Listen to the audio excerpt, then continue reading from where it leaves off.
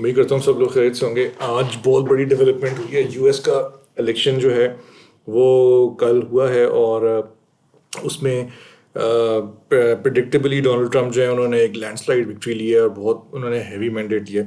अभी जब मैं वीडियो बना रहा हूँ तो यूएस में तकरीबन सुबह के 8:30 बजे हैं और ट्रम्प अपनी विक्ट्री स्पीच कर चुके हैं। उन्होंने काफ़ी वाइड मार्जिन से कमला हैरिस को डिफीट किया है और ये बहुत ही वाटरशेड इवेंट है और बहुत ही एक बड़ा उनको हैवी मैंडेट जो है ट्रम्प को मिला है। तो इस विक्ट्री के बाद जो स्टॉक मार्केट्स हैं वो उनमें भी थोड़ी हलचल आई हुई है। यूएस स्टॉक मार्केट्स पंप हो रही हैं और काफ़ी हिलजुल हुई है। क्रिप्टो भी काफ़ी ऊपर गया है आज के दिन। इनफैक्ट क्रिप्टो में इतनी मूवमेंट जो है ये काफ़ी अर्से बाद देखने को मिली है। तो ट्रम्प के आने के बाद मार्केट्स कहाँ जाती हैं, यूएस मार्केट कहाँ खड़ी होती है, ऑयल मार्केट्स कहाँ जाती हैं, ओवरऑल क्या जियोपॉलिटिकल इसका एक सिनेरियो बनेगा, क्योंकि ये इकोनॉमी और जियोपॉलिटिक्स और मार्केट्स एक साथ लिंक्ड होती हैं। तो उसको डिस्कस करते हैं।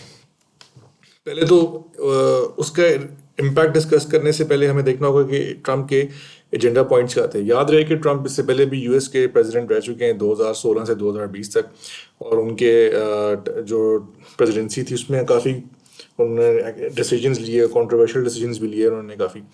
तो उन्हीं को मद्देनजर रख के और अब जो उनकी लेटेस्ट जो उनके एजेंडा पॉइंट्स है उसको देख के हम डिस्कस करते हैं। पहला जो उन्होंने एजेंडा पॉइंट बताया है, जो उन्होंने अपनी विक्ट्री स्पीच में भी डिस्कस किया है, वो काफ़ी रेडिकल है। वो उन्होंने रिडक्शन इन इनकम टैक्स की बात की है। ये बहुत ही बड़ा पॉइंट है बिकॉज जो यूएस की स्टॉक मार्केट है उसमें 30% आप विद होल्डिंग पे करते हैं अपने डिविडेंड इनकम के ऊपर, 30% कैपिटल गेन टैक्स पे करते हैं। अगर ये इनकम टैक्स में वो रिडक्शन ले आते हैं तो डेफिनेटली कैपिटल मार्केट्स में भी रिडक्शन होगी और मार्केट को एक बहुत ज़्यादा बूस्ट मिलेगा।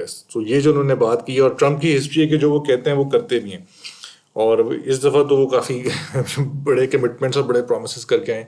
तो ये जो रिडक्शन इन इनकम टैक्स है ये बहुत बड़ा मेरे ख्याल में एक उनका जो है डिसीजन होगा अगर वो ये इसको इम्प्लीमेंट कर देते हैं और इसका एक पॉजिटिव इम्पैक्ट आएगा। यूएस मार्केट्स को स्पेशली बड़ा बूस्ट मिलेगा इससे।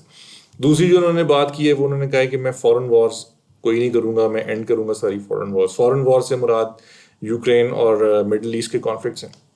यूक्रेन वॉर जो है ये एक बहुत ही मेरे ख्याल में एक पॉइंटलेस कॉन्फ्लिक्ट है और पिछले ऑलमोस्ट 3 साल से अब ये हो रहा है और इसमें कोई जो है क्रेडिबल विनर नहीं है और ये पॉइंटलेस ही जंग है जिसकी वजह से दुनिया में खासी महंगाई हुई है। कमोडिटीज़ की जो प्राइस ऊपर गई थी, पाकिस्तान में जो महंगाई हुई थी उसकी एक बहुत बड़ी वजह पिछले 2 साल में जो महंगाई है उसकी वजह यूक्रेन कॉन्फ्लिक्ट है। बिकॉज पाकिस्तान गंदम यूक्रेन से इम्पोर्ट करता था, कमोडिटीज़ एग्री कमोडिटीज़ का बहुत बड़ा हब था यूक्रेन। तो यूक्रेन वॉर जो है और ये यूक्रेन वॉर है, इसको जो डेमोक्रेट्स थे, जो बाइडन की जो एडमिनिस्ट्रेशन थी वो उन्होंने उसको ऑलमोस्ट कोई $60 बिलियन की यूक्रेन को उन्होंने एड किया। और जो ट्रम्प जो है वो साफ साफ कह चुके हैं कि वो फॉरेन वॉर्स नहीं करेंगे और वो जो ज़ेलेंस्की हैं अब मेरा ख्याल है उनको अब पे चेक्स उतने मोटे जो पहले मिल रहे थे अब वो नहीं मिलेंगे। अब मेरा ख्याल है ट्रम्प जो है वो डिसंगेज हो जाएंगे यूक्रेन से और ये मामला मेरा ख्याल है विद इन 2-3 मंथ्स ये मामला सेटल हो जाएगा यूक्रेन और रशिया का। So this will be overall good for commodities की प्राइस फ़ौरन तो नीचे नहीं आएगी लेकिन कुछ अरसे में आहिस्ता आहिस्ता चीज़ें नॉर्मलाइज होना शुरू हो जाएंगी। गंदम स्पेशली जो है वो नीचे आ सकती है, उससे पाकिस्तान जैसे मुल्कों को फ़ायदा हो सकता है।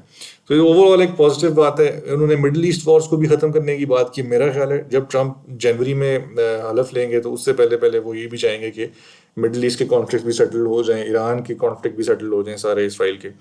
तो ओवरऑल इट्स पॉजिटिव। तीसरा जो ट्रम्प ने ऑल्दो बोला नहीं है लेकिन वो ये कह चुके हैं और अपनी पिछली प्रेसिडेंसी में कर चुके हैं, वो टैरिफ्स जो हैं, import tariffs on China. Trump जो है वो अमेरिकन जो कंपनीज हैं उनको सपोर्ट करते हैं और जो अमेरिका की प्रोडक्शन ऑफशोर हुई है वो उसको रिवर्स करना चाहते हैं। तो उसके लिए वो चाइनीज़ प्रोडक्ट्स पर टैरिफ उन्होंने लगाए थे लास्ट टाइम। काफ़ी कॉन्ट्रोवर्शियल स्टेप्स उन्होंने लिए थे। हुआवे जो था उसको उन्होंने गूगल का उसका जो था वो एक कॉम्बिनेशन वो ख़त्म कर दिया था। गूगल ने हुआवे को सर्विसेज देना बंद कर दी। वो एक बहुत बड़ी कंपनी थी चाइना की जो बिल्कुल ख़त्म हो गई उसके बाद। तो ट्रम्प मजीद टैरिफ्स की बात कर रहे हैं और जो चाइनीज़ कंपनीज हैं वो ऑलरेडी इसकी हीट फील करें। बल्कि इनफैक्ट आज जब सुबह हांगकांग मार्केट्स ओपन हुई हैं तो हम देख सकते हैं कि जितने भी चाइनीज स्टॉक्स हैं वो हांगकांग मार्केट में ऑलमोस्ट 2-3% डाउन हो गए। 2 से लेकर 3% जितने भी चाइनीज स्टॉक्स हैं वो अब डाउन होना शुरू हो गए हैं। तो चाइनीज जो है वो थोड़े से वरिड हैं। ट्रम्प के साथ चाइना की इतनी बनती नहीं है। चौथा उन्होंने बात की है कि जो ट्रम्प है वो लास्ट टाइम भी जब ट्रम्प थे तो उनकी ओपेक के साथ भी एक थोड़ी झड़प हुई थी, वो ऑयल के ऊपर हुई थी। ट्रम्प जो है वो उनका बहुत बड़ा जो वोट बैंक है वो यूएसए का साउथ है, जो टेक्सास है, जहाँ पे ऑयल निकलता है काफ़ी ज़्यादा, तो वहाँ पे शेल इंडस्ट्री है। और जब ट्रम्प ने उसको सपोर्ट करना शुरू किया शेल इंडस्ट्री को, तो फिर मिडिल ईस्टर्न कंट्रीज ने सऊदी अरेबिया ने एक्सक्यूज मी इन्होंने ऑयल प्रोडक्शन बढ़ा के प्राइसेस गिरा दी, ऑयल की वॉर शुरू कर दी। तो ट्रम्प मोस्ट प्रोबेबली, अब ऑल्दो ऑयल की प्राइसेस इस लेवल पे हैं कि इक्विलिब्रियम है, लेकिन ट्रम्प थोड़ा सा चाहेंगे कि ऑयल प्राइसेस को मजीद थोड़ा सा बूस्ट मिले, ताकि जो उनका वोटर बैंक है, जो ऑयल की जो कंपनीज हैं जिन्होंने उनको बहुत ज़्यादा सपोर्ट किया, उनको कुछ फ़ायदा हो। तो हम पोटेंशियली ट्रम्प का कुछ टसल देख सकते हैं एमबीएस के साथ। ट्रम्प की इतनी बनती नहीं है, ट्रम्प की पर्सनैलिटी ऐसी है कि वो ज़रा थोड़े शौक से हैं, तो वो हर किसी के साथ उनकी बनती भी नहीं है, कुछ के साथ बहुत ज़्यादा बनती है। तो मे बी हमें लगता है कि मुझे लगता है कि ट्रम्प की शायद एमबीएस के साथ इतनी ना बने ओपेक कंट्रीज के साथ, और ये कुछ ऑयल पर प्रॉब्लम हो।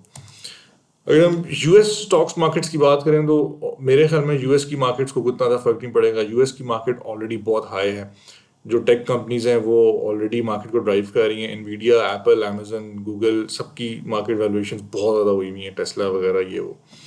जो टेस्ला को फ़ायदा हो सकता है क्योंकि एलॉन मस्क जो है वो ट्रम्प के साथ हैं काफ़ी ज़्यादा, उनकी कैंपेन को उन्होंने काफ़ी सपोर्ट किया। बल्कि मेरा ख्याल है ये इलेक्शन ट्रम्प को मस्क नहीं जिताया है। अगर वो ट्विटर पे उनको ना वापस लेके आते और प्रमोट ना करते इस तरह, तो शायद मेरे ख्याल में बहुत बड़ा एक फैक्टर जो है वो एलॉन मस्क है। टेस्ला को फ़ायदा पहुंच सकता है, बट देन टेस्ला ऑलरेडी बहुत ऊपर है पहले ही। तो मेरा ख्याल है यूएस स्टॉक्स बहुत ऊपर हैं। वो अगर वो इनकम टैक्स को रिड्यूस कर देते हैं तो देन येस पार्टिसिपेशन मार्केट में बढ़ जाएगी। दुनिया के बाहर के जो फंड्स हैं वो यूएस मार्केट का रुख करना शुरू कर देंगे, ईटीएफ्स में इन्फ्लोज आएंगे। ओवरऑल ओवरऑल अच्छा होगा इम्पैक्ट यूएस के लिए। बट देन इन अमेरिका में इन्फ्लेशन भी एक प्रॉब्लम है, और ट्रम्प हो सकता है कि इन्फ्लेशन कम कंट्रोल करने के लिए कुछ इंटरेस्ट रेट्स को थोड़ा सा बढ़ाएं, तो शायद मार्केट में डंप आ जाए। तो मेरा ख्याल है पॉजिटिव टू न्यूट्रल ही है ज़्यादा यूएस स्टॉक मार्केट का इम्पैक्ट।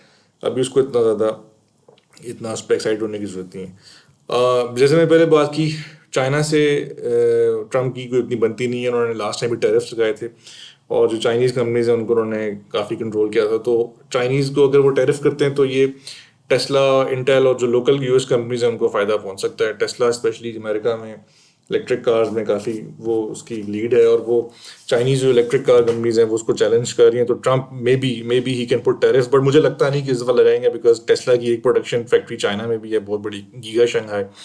और ट्रम्प के साथ इस दफ़ा जो लोग हैं वो अच्छे और थोड़े से बेहतर लोग हैं, थोड़े से वाइज लोग हैं। तो वो इतना ज़्यादा शायद ट्रम्प कॉन्फ्रंटेशनल मोड में मुझे लगता तो नहीं है, मुझे नज़र नहीं आते।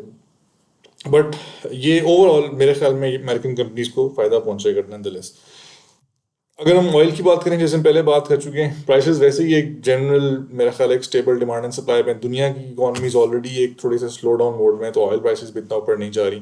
ट्रम्प की भी, ऑल्दो ट्रम्प भी चाहेगा कि थोड़े से ऑयल प्राइसेस ऊपर जाएं ताकि उनकी जो वोटर बैंक को फायदा पहुंचे, बट देन इतना भी ऊपर ना जाए कि अमेरिकन जो कंज्यूमर है जो ऑलरेडी महंगाई के अंदर थोड़ा सा फंसा हुआ है वो और उसको तंग हो।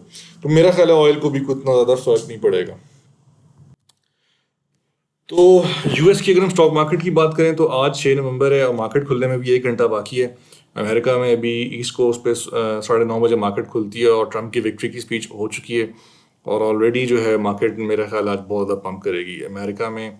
जैसे आप देख सकते हैं इंटेल जो है वो प्री मार्केट में 3.55% ऊपर चली गई है, और जो उनकी बाकी कंपनीज हैं जो जो हैं ग्लैडस्टोन है कमर्शियल कॉर्पोरेशन, ये रियल एस्टेट का एक इन्वेस्टमेंट ट्रस्ट है, 6% आप ऊपर चला गया है। तो जनरली मार्केट में एक मोमेंटम है, मार्केट में एक अपबीट मूड है ट्रम्प के आने का। बहुत ज़्यादा मुझे लगता है कि ये कोई इतनी ज़्यादा एक्साइटमेंट ज़्यादा है और कोई फंडामेंटल ड्रिवन रैली नहीं है, लेकिन बहरहाल मार्केट में जनरली एक पंप आया हुआ है। क्रिप्टो मार्केट्स भी ऊपर गई हुई हैं, बिटकॉइन 74,000 पे गया हुआ है, आप वो भी देख सकते हैं जाके। सो जनरली मार्केट में एक अपबीट सा मूड है। तो ओवरऑल ट्रम्प के आने से एक्साइटमेंट होगी। ट्रम्प जो है वो एक कलरफुल करेक्टर है, और ट्रम्प का एक सोशल मीडिया प्रेजेंस भी काफ़ी है, तो अगले 4 साल इंटरेस्टिंग होंगे। लेट्स सी, देखते हैं क्या बनता है। तो let's hope for the best. Till next time, फिर टेक केयर, अल्लाह हाफिज़।